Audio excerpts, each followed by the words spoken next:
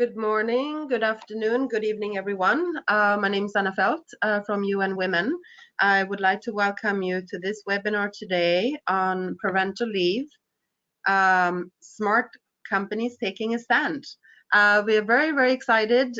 We have lined up 3 amazing speakers today, and we will hear why parental leave matters to women, to men, to companies, and why the distribution of that parental leave through maternity and paternity leave and other caretakers leave matters.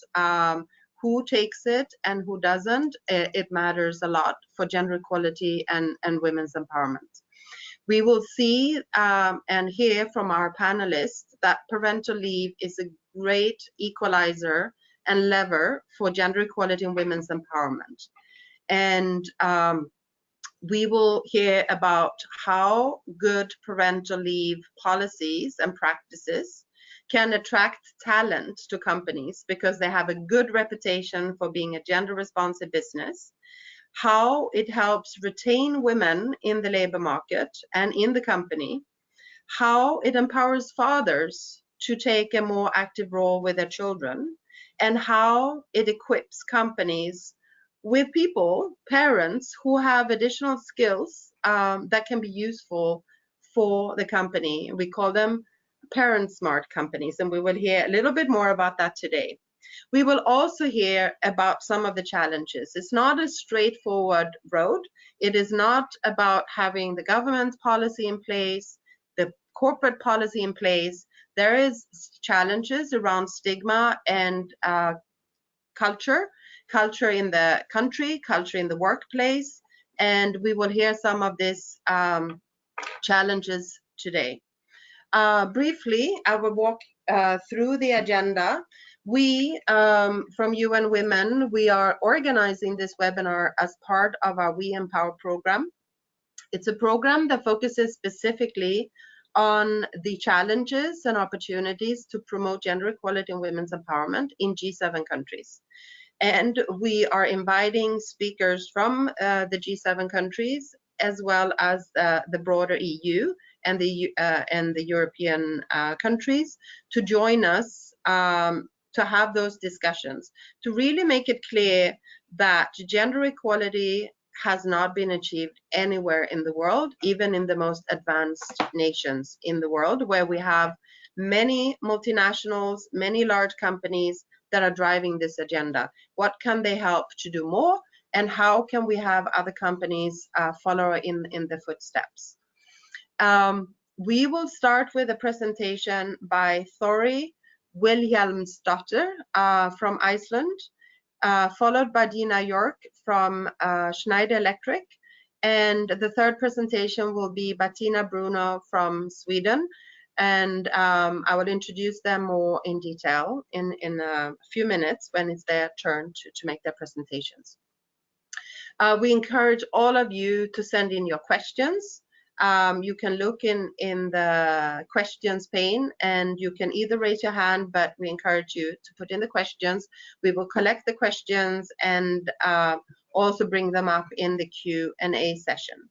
The webinar is 1 hour, and we are very excited, so we will go straight in to the presentation. And I would like to welcome Thorey from Capacent Iceland to start her presentation. She has 20 years of work experience as a company owner and in many different fields, and she has great experience working on these issues. So we're very excited to have her here in the webinar today. So Thorey, if you can unmute yourself, we are very excited to hear your story and also what's happening in Iceland when it comes to parental leave and how smart companies are taking a stand in Iceland. Well, thank you, Anna, and thank you very much for inviting me to take part in this webinar. I'm really excited.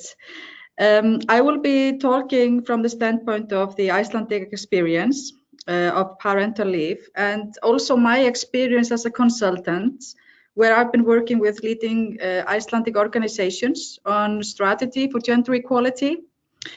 Well, as many of you probably know, as you can see on this slide, Iceland has been #1 in gender equality index at the World Economic Forum. Sorry, it's the next slide, maybe if you put up the next slide.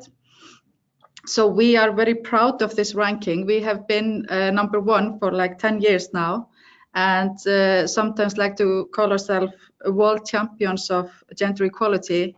But we have a long way to go still, and I want to share some of the, well, pros and cons. So we are in a way a role model. In the last decade, we have made a lot of progress in gender equality, but well, there is still a lot to go until we reach like gender parity. And the parental leave is, of course, only one of many major influencing factors. Next slide. Well, since 2017, I've been leading a project called the Gender Equality Roadmap, and it has been quite a success. And I just want to briefly touch on that before I start talking specifically about the parental leave. We started this project since we sensed a demand for a solution to address gender equality in a more strategically way. Touching on all the major factors that affect gender equality in the workplace, not only the salary, because it tends to be that we only focus on salary, but of course gender equality is much more than only pay, as we know. Next slide. What we do in the Gender Equality Roadmap, we are building a strategy and making awareness about gender equality within the organizations. And we do it by analyzing the status of gender equality within the company. And we form transformational projects to improve gender equality and define a clear KPI elements. And I just want to touch, like, if the next one is the key elements. What we do actually in this project, it's very important. We are looking at the unconscious gender biases in the workplace, and we emphasize on exposing these unconscious gender biases. And we are making a 360 degrees approach to gender equality. So we are looking at many factors. I will come to that later. And we are also looking at this project as a project for women and men. This is not only a project for women, because gender equality is so important for men too. And we only enter companies where we have clear demand from the board or the CEO of the company, because gender equality will not, it needs to come top down. That's our experience. So next one, I want to just show you briefly on how we do this, how we go about. This is a 3-stage project. At the first stage, we do interviews and observations and surveys, data collection, and we have now done like 200 in-depth interviews with employees of both genders, and we have had 2,500 people in workshops discussing gender equality,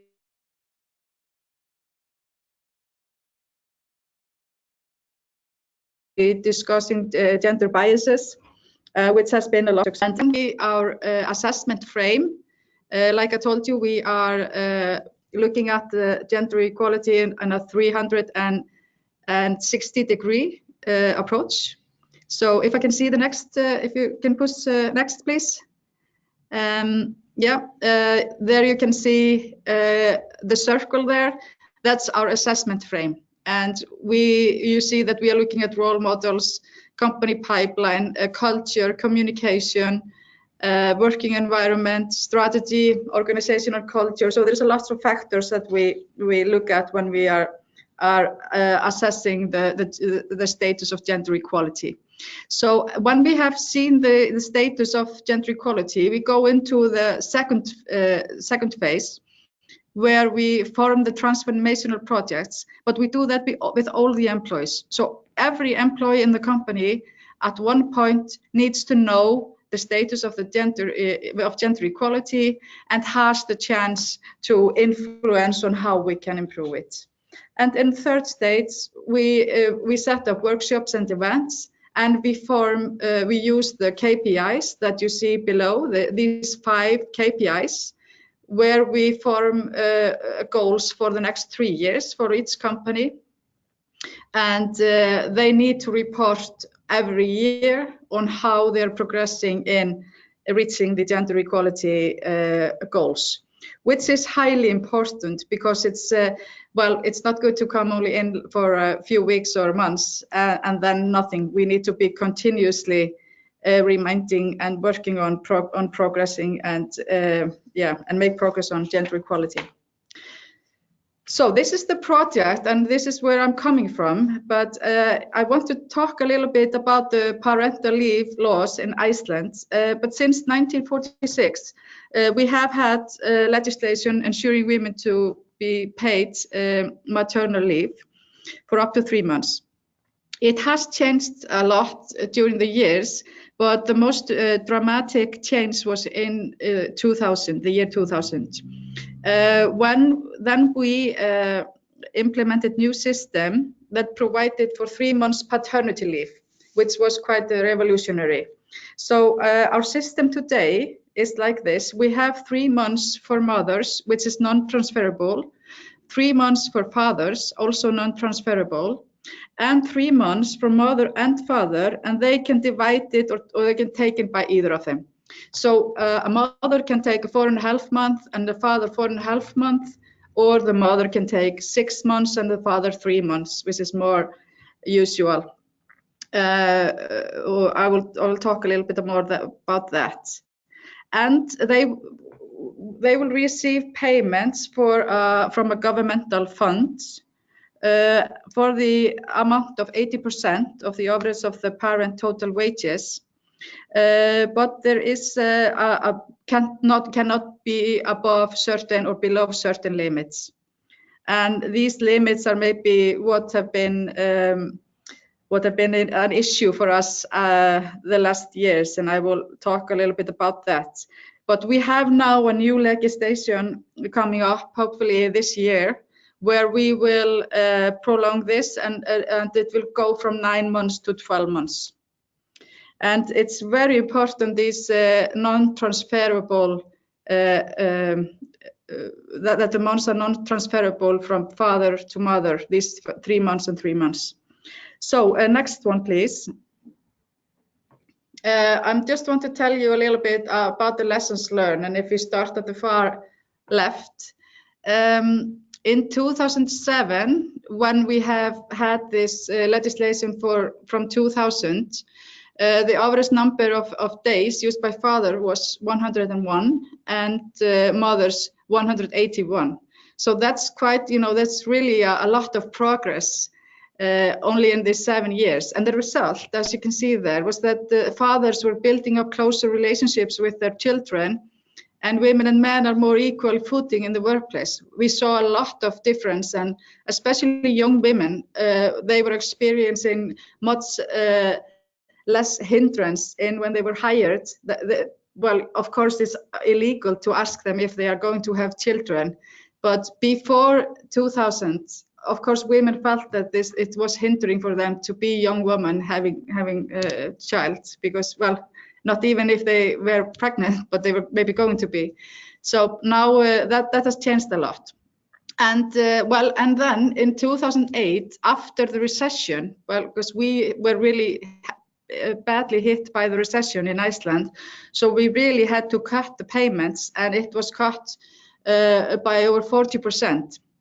And another thing that had happened, well, in the good times before 2008, a lot of CEOs and high-level men who had a really high salary had been taking paternity leave for maybe 3 months, and their salary were like sky high.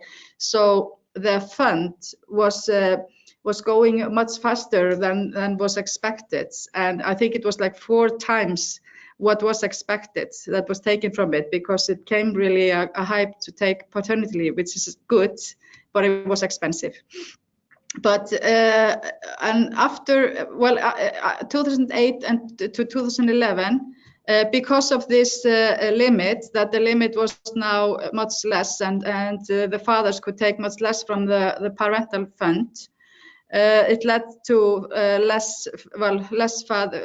fathers using less of their leave, which was obviously not a good development.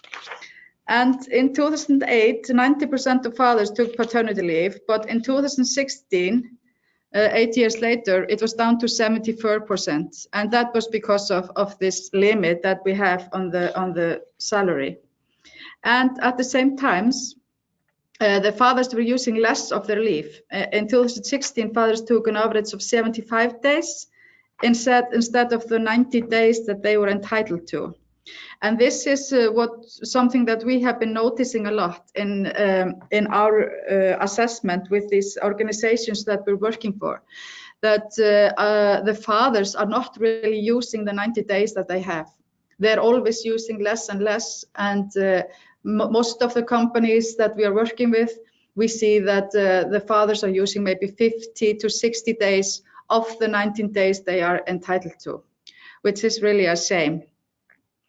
And we see there is a clear correlation between maximum payment and the use of paternity leave.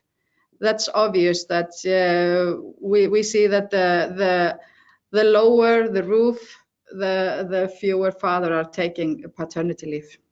So next slide. I'm going to show you a little bit about a sample on how women and men are using the parental leave in a different way. And these are some statistics from the Directorate of Labor, but they are steering the parental leave fund, the governmental fund.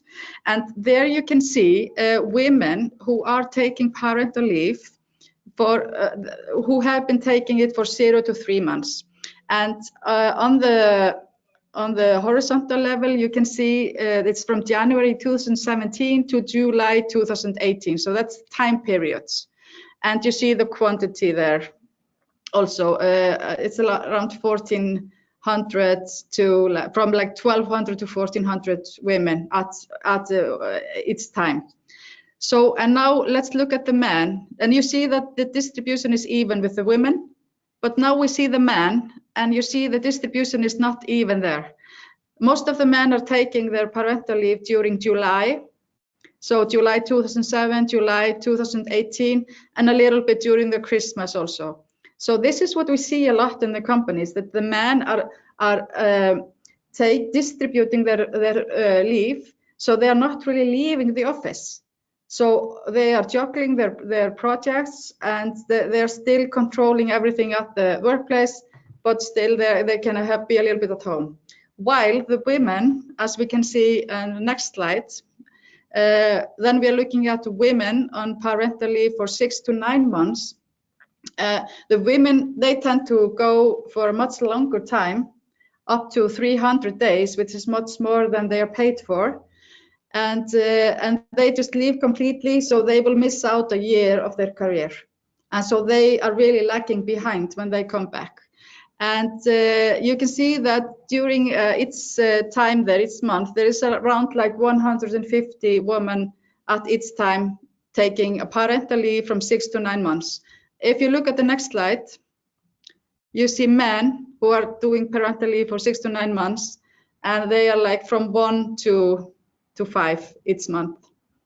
And in October 2007, no man is on a parental leave for such a long time.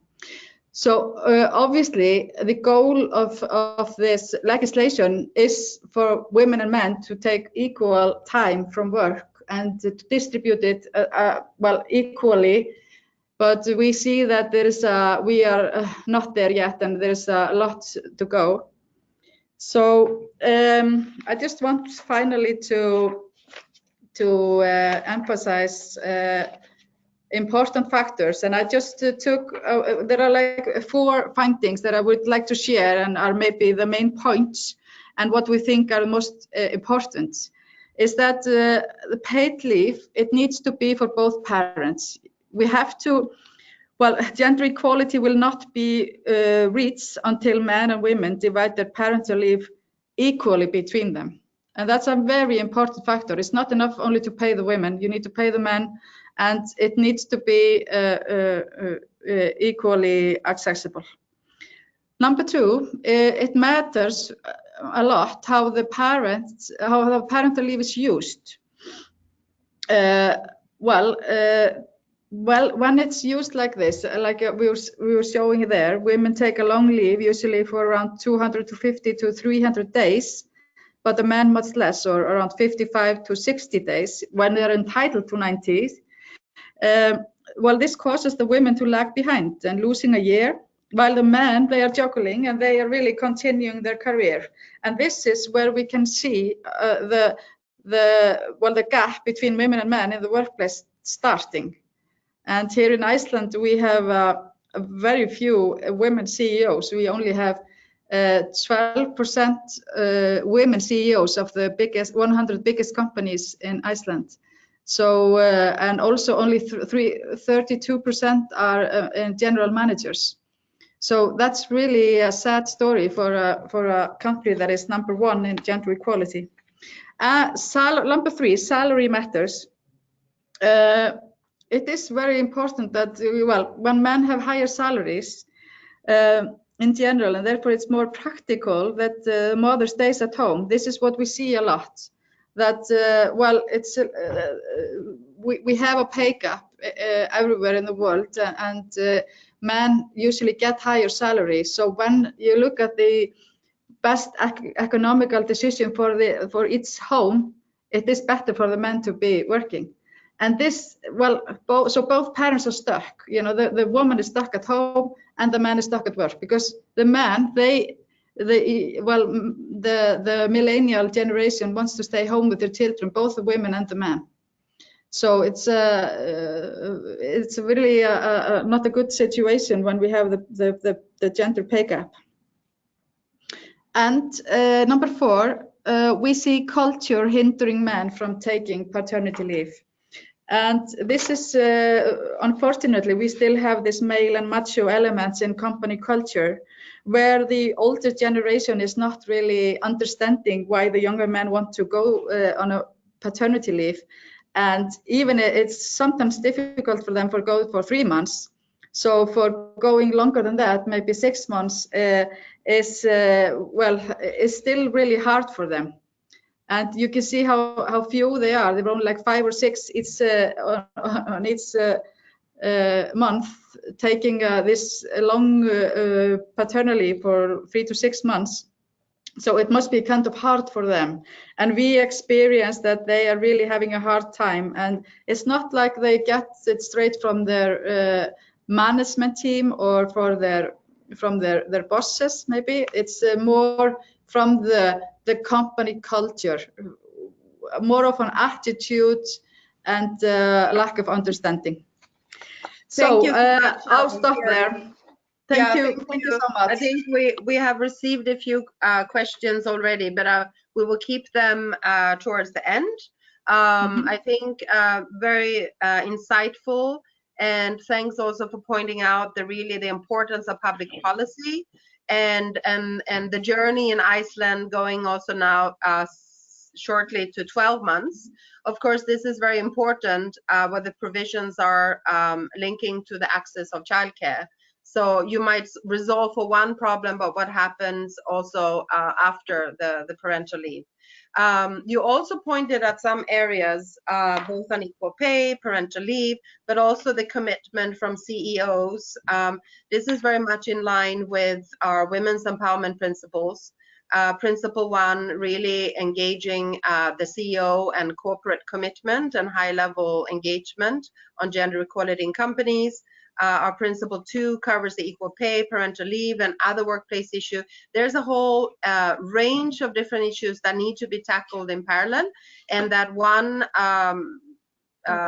challenge of unequal pay might need to be addressed simultaneously to be able, as you were saying, to make sure that the parents are balancing their leave take. So only when the mother and father have equal pay, we will be able to see equal uptake from in the parental leave. Of course, you also address the cultural issues that we can talk a little bit about later, and the importance of KPIs and really measuring impact.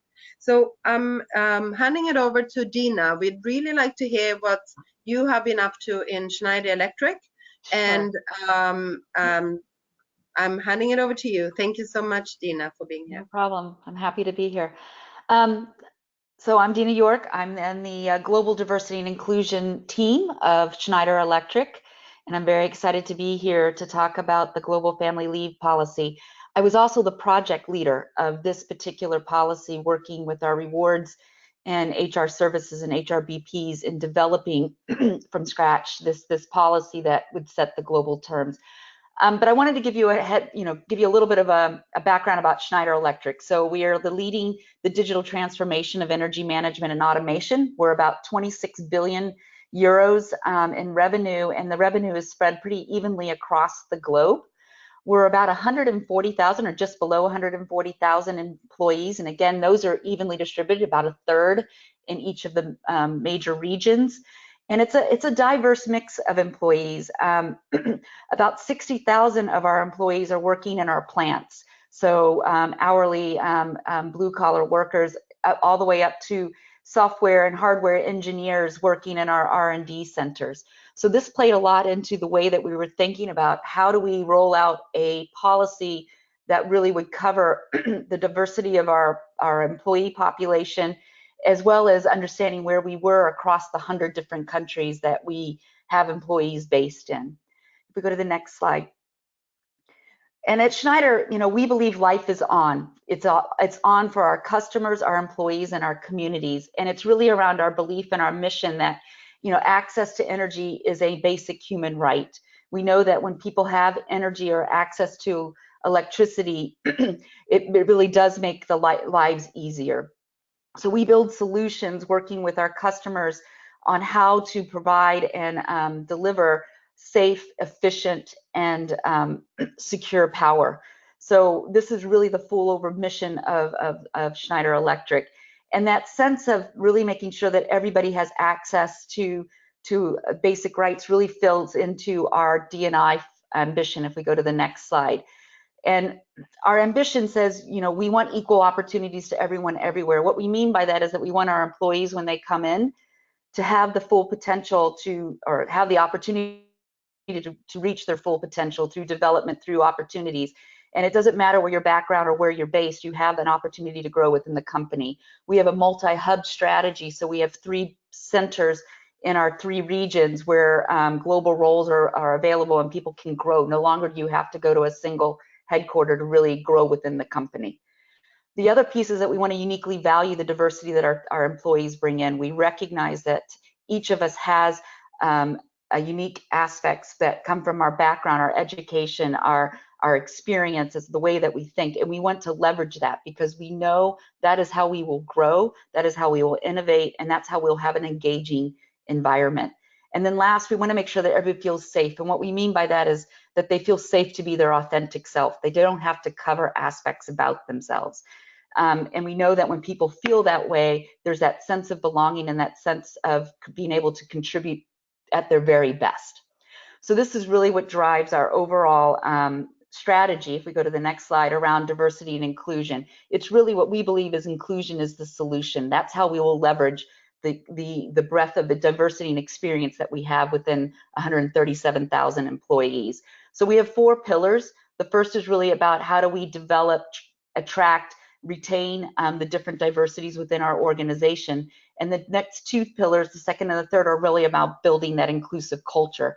And the first part is around that hardwiring or the practices and policies. And this is where our global family leave policy came in. And it was the first of our policies that we really took the lens of how to make it really inclusive for all. Then we are also focusing on the behaviors about how to be inclusive employees, how to be inclusive leaders, so that we can ensure everyone has the opportunity to grow within the company.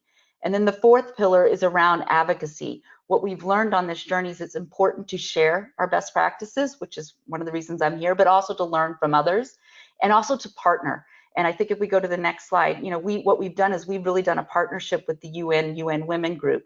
And we were one of the first 10 corporate champions for the HeForShe impact movement. We are on this pilot mode. We've been with them since 1995. We will be wrapping up the pilot in 2020, but we made 3 very bold goals, which are shown here, as well as where we are as of the end of 2018 on this journey. We've made success on 2 of them. We're still working on 1 of them and continue to strive towards that. But something that we're really proud about, and we're here with the UN Women, is around the WEPs, so the Women Empowerment Principles. Our CEO made this commitment about 4 or 5 years ago for the corporates. But what we've been able to do over the past few years is really engage all of our leaders. And what we achieved at the beginning of this year is over 80 of our country leaders, which have over 10 employees in their countries, have also made that commitment to the WEPs. And we want to, so 100% of our leaders with 10 employees or more have made the same commitments and are driving the principles of empowerment for women within the organizations as well as within the communities. And we're very proud about being able to get that dedication and support from all of our leaders, not just from our CEO, Jean-Pascal Touquois. But let's get into why we're really here, which is around the parental leave. And the global family leave policy, when we were thinking about this and brainstorming about what we wanted, what we really realized is that family life and work is changing daily, and they're getting very integrated. And we need to enable our employees to really empower them to manage their unique life and work. Our employees know what they need to do to be able to manage and contribute their best. So when we thought about our policy, which you can go to the next slide, we didn't just think about parental leave. We thought about other aspects that impact our employees' lives, and usually they're the hardships, right?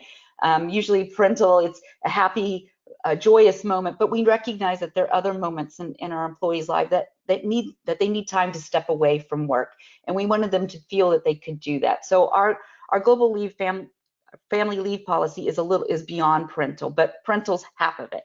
And what's here is what we wanted to make sure is that they had the financial burden was away. So what we have here is a base, or what we call the minimum, that we expect all of our countries to apply. So we provide fully paid time off for these different buckets of leave. Bereavement is for the death, having time to deal when you have an immediate family death. And then care leave is really around ensuring you have time if you've got a seriously ill or elderly family member that you need to take care of. And again, knowing that the diversity of our population, this was the stake in the ground, the line in the sand that we said every country needs to meet. And so with this, it was the 4 key things around this policy is one, we wanted one global policy that everybody was focused on, that they had to meet the minimums. We're very happy if countries, and we have countries that are above these minimums, and maybe statutorily or because market driven, they're doing that. But we wanted the stake in the ground for every single country. The other thing is, like I said, we had an inclusive definition of leave. We went to looking at all aspects of what could impact an employee's life, that they need to step out and focus on their family. The other thing that we have is an inclusive definition of family. And what you see this in the way that we defined the parental leave, primary and secondary. We're gender neutral because families are defined by our employees. The company can't define the family. And we wanted to make sure that all of our families that are bringing children into their lives had the opportunity to take the leave. So you see it covers both natural birth and adoption, same level of leave, paid leave. And then again, the equal treatment was to make sure that this could be applied to all of our employees that have access to benefits. It wasn't for just our white collar, it covered our blue collar and white collar populations. The other thing that we did, if you click one more time, sorry, what we also did is we wanted to make sure, if you can go back real quick, we wanted to make sure that we had that commitment from the leaders. And so what we did is we added this as a KPI in our Schneider Sustainability Impact Index. This is an impact index that we report on over 3 years. We report on it quarterly. And we made the commitment to have 100% of our employees covered by 2020. So all of our countries have to implement this policy and meet the minimums and the way that the definitions are within the legal statutory laws, because we do know that depending on where we are in the world, not all types of families are not recognized, but where it is, they must provide these kind of benefits. But what else we did, if you go to the next slide, is we also developed a global family leave playbook, which was about 20 different practices that we'd seen, best cases or best practices in our company, but also outside, as something that the countries could use to complement their policies as they roll out. We do not mandate any of these, but it was some best practices that could complement what they need to do within their own markets. It ranged from having lactation rooms in facilities to having employee assistance programs that if you needed to speak to someone about how to find help with an elderly parent or support during a serious illness, etc. So it ranges different ways. And some of our countries have developed their own playbooks, and others have just implemented it within their policies. And we're kind of tracking along where different countries are up on that. But what we learned and what we decided to do with this is, this was our first foray into really sharing a best practice. And what we knew was that having a global minimum for all countries was an industry first for our particular industry. So what we decided to do was to start sharing our story. And if you go to the next slide, we posted about it when we launched this 2 years ago that we were going to be implementing this as of January 1st, 2018. We shared our stories, we had some videos, and then we just celebrated our 1 year since implementation in February. And we went back and had employees share stories about how it helped them and what the benefit of was this. And you could see the engagement and the reach that we received on this. The other thing is, we go to the next slide, we were picked up for different articles, been asked to do interviews about what we're doing to be inclusive and focusing, on our HeForShe commitments that are also around pay equity, representation, but around this inclusive policy, because driving, hard wiring through policies helps drive some of that culture. And as a result, we're getting recognitions and awards for this. And it's not only for the external that we do this, because obviously it raises our profile, it makes us more attractive to potential talent, but it also feeds back into our organization. I mean, again, we're 137,000 employees. Messages, coming from the top have to trickle down. And, we want to make sure all of our employees are aware that these policies exist for them. And this way that they're seeing out there the news and how we're being received on it makes them understand that we have these policies, that we're serious about what we're saying, and that they can take advantage of what is available to them. So to wrap up, where are we 1 year later? I'll give you the 1 year where we are and what we want. So the first year, after 1 year implementation, we reported on these in February.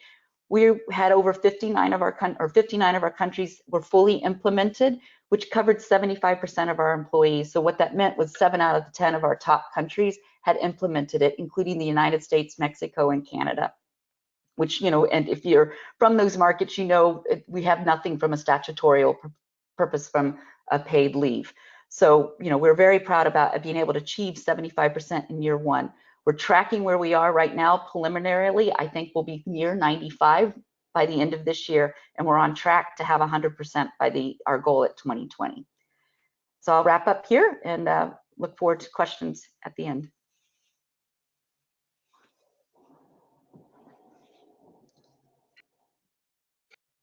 Thank you so much. This was very, very insightful, and thank you also for reminding all of us that Schneider Electric is one of our main web sponsors, with 100% of its leaders having signed up to the Women's Empowerment Principles. So congratulations on that. And thank you also for talking a little bit about the different components of a diverse company, both in terms of diversity in the talent and the employees, but also in the inclusive practices, how important that is.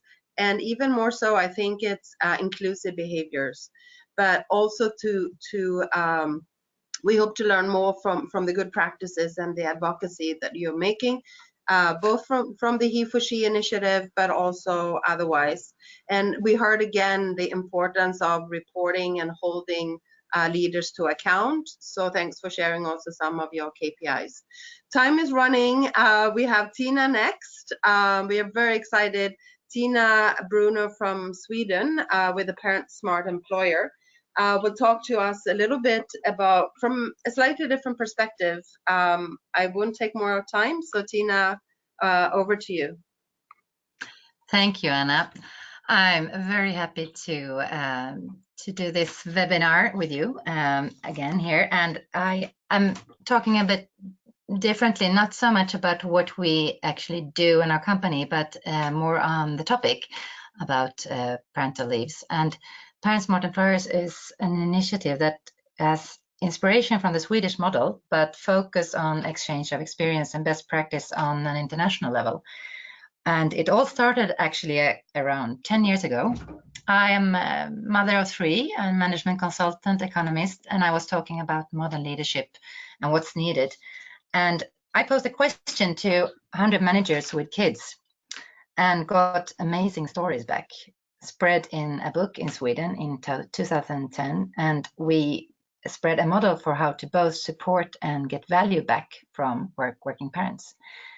And today we are a team of experts here in Sweden, identifying employers that have come far, and we help companies and organizations taking the next step and spreading their stories and examples about what they do and why they do it. So next slide.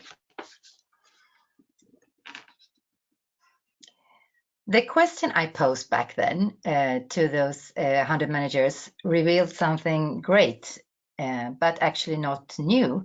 I asked for one example of a parental skill developing their leadership.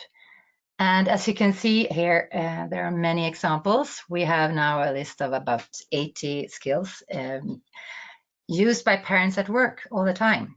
And actually, this is nothing new because parental skills have been used outside parenthood all times and in all cultures, but not many think about where the competence actually is developed. So if showing that you know that parenthood is like one of the best management courses you can get, the employers get a very powerful added value when talking about ROI, the return on investment in support to working parents, and especially if connected to vision and values and goals and profitability, so if you want that. And this is where my economist background always I wanted to find both soft and hard measurable KPIs about impact in different ways. So this was a start. Next slide. So we have come far in this area here in Sweden with parental insurance for both mothers and fathers since the 1970s, but we still have things to work with further, of course. And many employers start with practical support to working parents in different ways, what we call formal support, the left part here, connected to time and money and routines and IT. And the employers that also work in a structured way with a more informal support, like attitudes and behaviors, leadership and role models, they get so much faster in return on investment in the formal initiatives. And we see that the key is to do both and maybe start on the right-hand side, actually, to motivate the investments in the practical support. And also a key is to involve all managers very early to promote ambassadors in the mindset and identifying those role models, spreading it. We also talk about not only focusing on the parental leave period, but parenthood in all stages of life, from parental leave to the puzzling of work and family forward. We also have grandfathers, grandmothers developing competences, being with the children, useful at work. And this time is important too. So that was short about the idea of the Parentsmart initiative. If you take next slide. Since this area is about sustainability for both individuals and organizations and societies, many employers now want to discuss it on higher levels. And therefore, with the financial support of the Swedish innovation municipality, Vinnova, our team at Föräldrasmart Sverige, the Parentsmart team here, together with the Swedish Institute of Standards and employer branding experts in Identify, we did a study this spring about inclusion of parents at work in Swedish companies and organizations. We asked them what they do and why they do it and their interest for a new standard in the area. And we had around 240 employers giving their view on the topic. And we will now gather employers in all sectors in Sweden to hopefully start a process developing a new Swedish standard, because the figures, the study showed an interest for that. For example, for global companies to inspire their foreign offices, but also locally learn and develop our way of working here in Sweden. And we see a potential for a global standard in the long run. And 2 takes from the study. Next slide. This is a very simple picture. I will not show you graphs with figures and so on, but summarize what we saw. The support given today here in Sweden is mostly focused on time, things like flexible working hours, distance working, working from home if a child is sick. But there's also an awareness of the impact of positive attitudes towards employed parents and how managers as role models have an importance to achieve this. Regarding the economy, since we have a parental insurance system from the state here in Sweden with around 480 days of paid parental leave, economy is less urgent here, but many employers offer salary compensation during parental leave, adding up the amount from the state as a competitive thing also, and offer in employee branding and so on. Some, but not many employers now also start initiating more concrete internal programs for employees during the parental leave, showing the interest in the development during this period, the competence developed and so on, and also connected to initiatives for inclusion, social sustainability, and health initiatives in the company. Next slide. When we looked at the return on investment, we wanted to see, and we always work with the different levels, everything from how managers get values for more inclusive and sustainable leadership, how employees get another self-knowledge, self-esteem, loyalty, health, and pride. We look at the organizational values like increased, something more to do employee branding wise in your EVP for talent management, innovation, and also the society impact with leverage on more gender equality, inclusion, and social sustainability in the societies where the companies have this mindset. Next slide.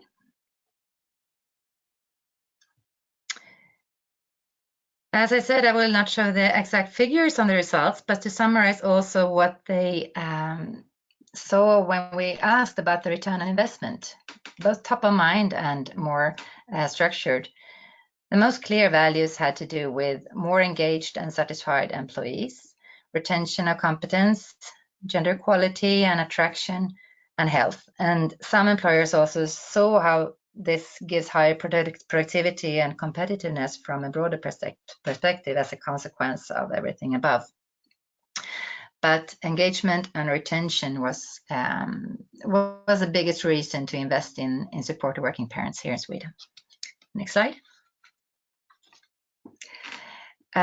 So now we are, as I said, going to start this standard work, hopefully here in Sweden, with a global outreach later. And we are developing the Parentsmart employer platform to gather and spread best practice and stories and steps to take further, adapted to local circumstances and norms. And we really want to accelerate the exchange of experience, but also gather data about the impact.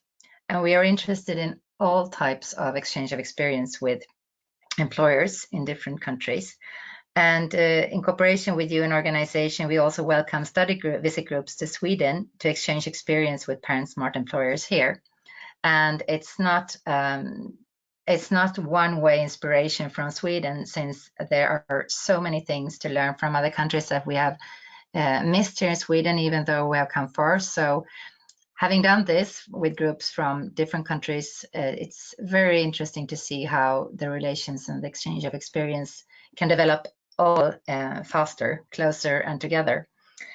So with this, Anna, thank you for inviting me today, you and your team, because your work is so important to speed up development, and it was great to do another webinar with you. Thank you.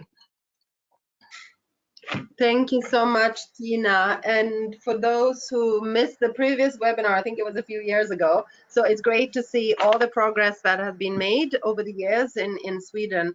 And also thank you for reminding us of parenting being one crash course for management skills needed in the workplace. You also talked a little bit on the return on investment.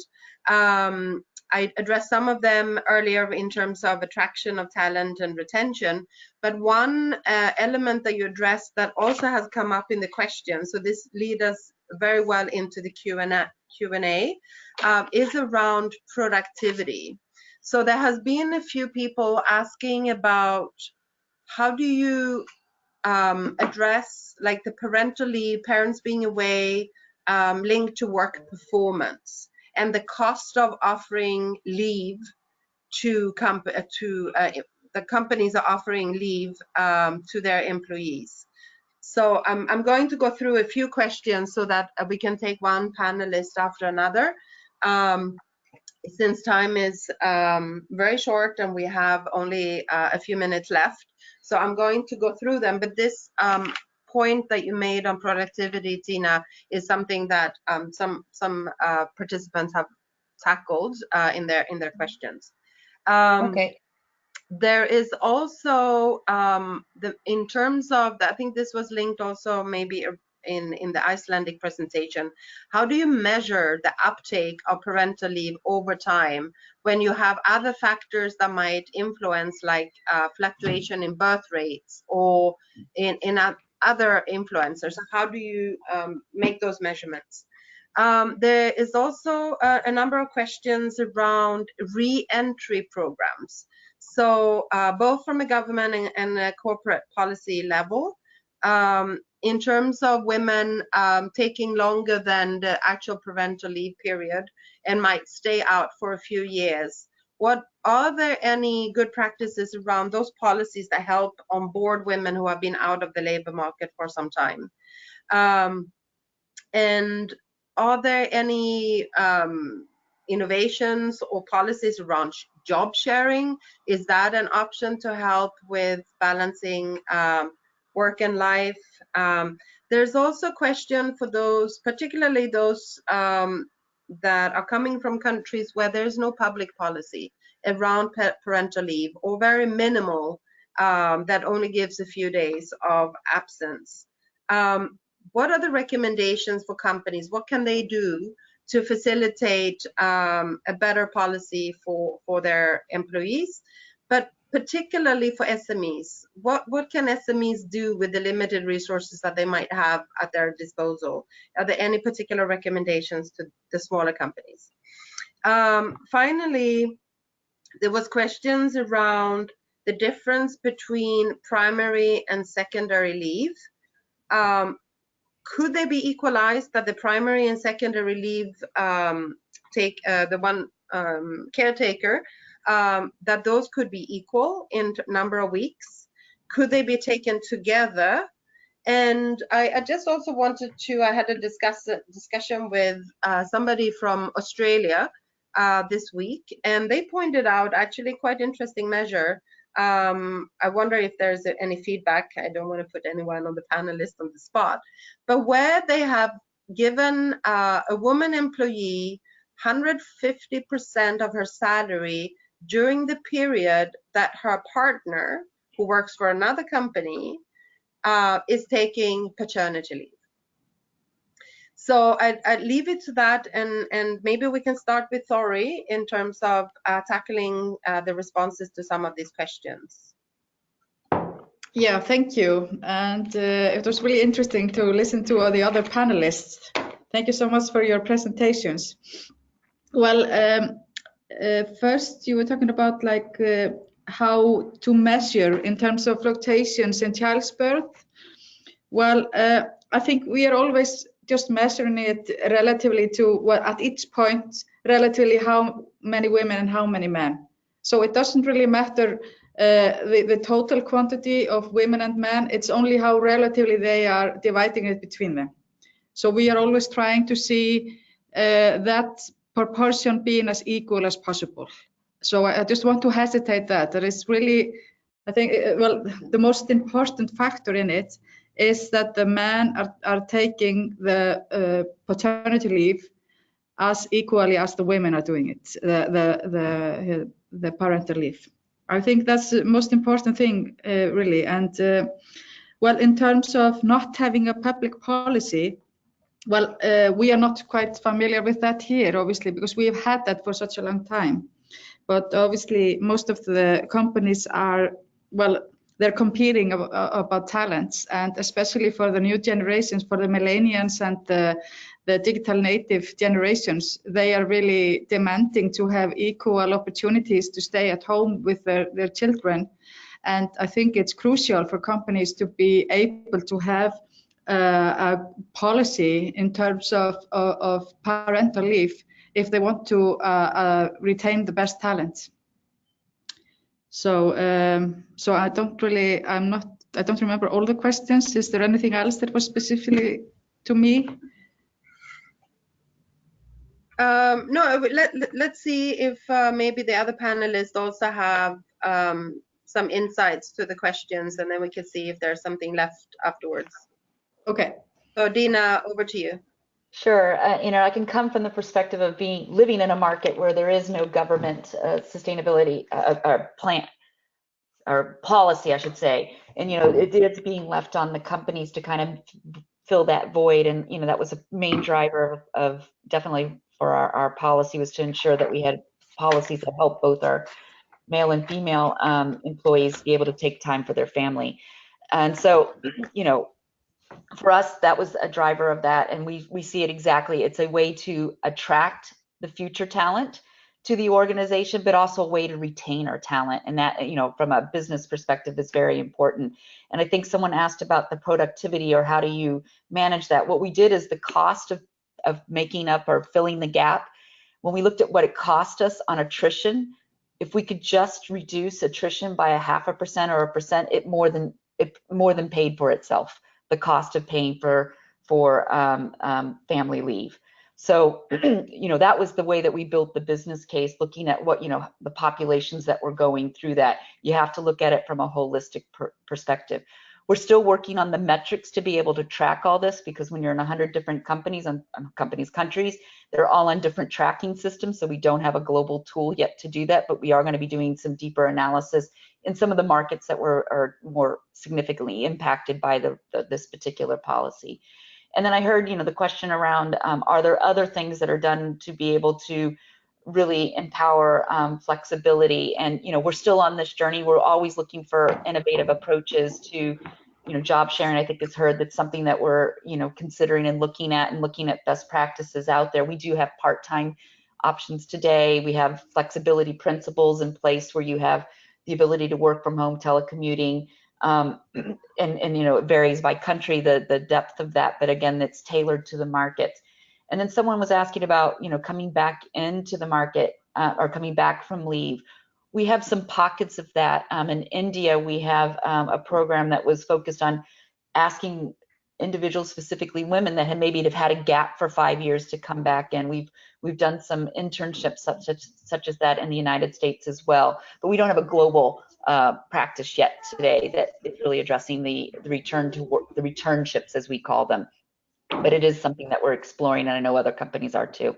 And I see that as, the future of innovation, of how to manage the workforce of the future, that those kind of things need to be brought into companies' DNA. Thank you, Dina, so much. This is very interesting. Anything around the clarification around the primary and secondary caretakers and that point? I think somebody wanted to ask, that had a question, just definition, what is the difference? But then there were also some elements about, could they be equal? Could they be taken together?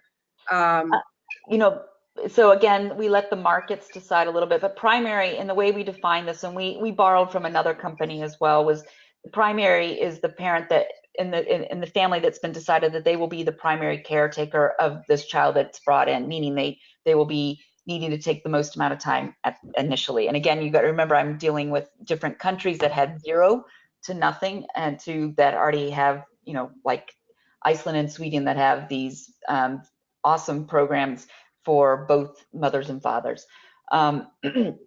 So, we're letting the employees decide on the primary based upon their situation.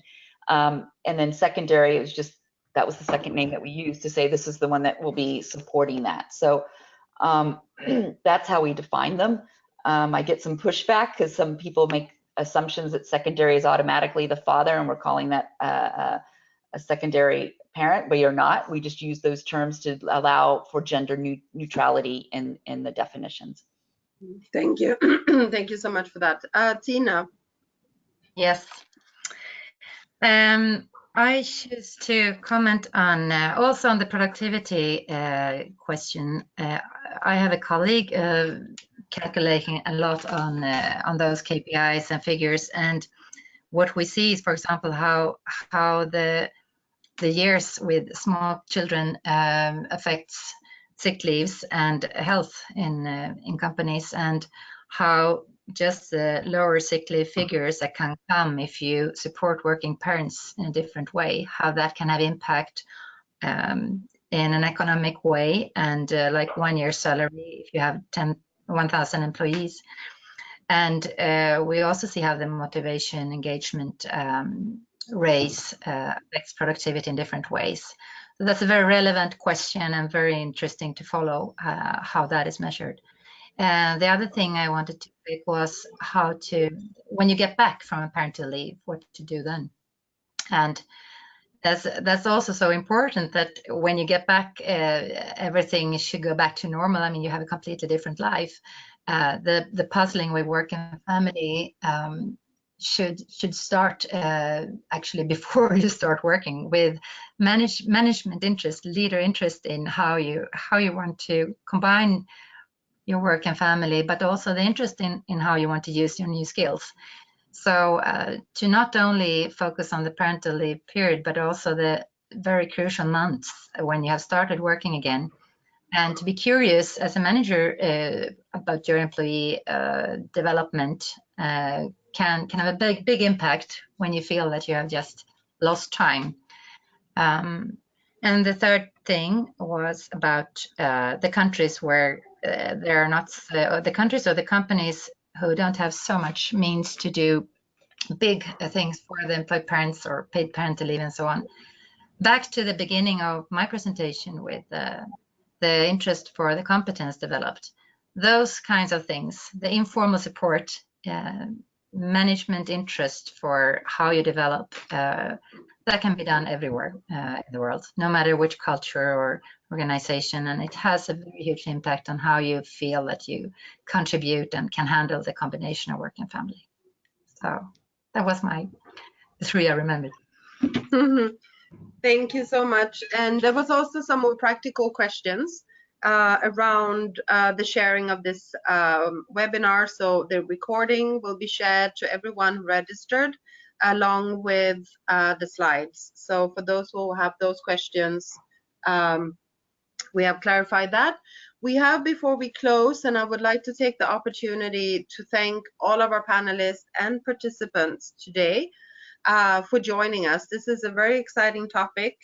We have heard some really good examples on how things could be done, but we also heard that there are still a lot of challenges, and that there are need for sharing more information in terms of case studies. There were a few questions, Dina, around your playbook. We will see if there's an opportunity to share some insights from that, but we'll take that offline. And we have also finally some questions for the audience. Diana, if you'd like to launch the first one, it's being launched. Okay. I would just like to take this opportunity again to thank everyone. We have how many more questions? One more question, and then we will close. So thank you, Thorey, Dina, and Tiina for joining us today, and for all of our participants for their amazing and very thoughtful questions. And we welcome you back to the next webinar, which is taking place actually next week, focusing on women entrepreneurship and capital for women entrepreneurs. So thank you so much, and for sharing the questions. We will keep it open for a few more minutes, and thanks for the little one for sharing his or her voice as well. Have a great weekend.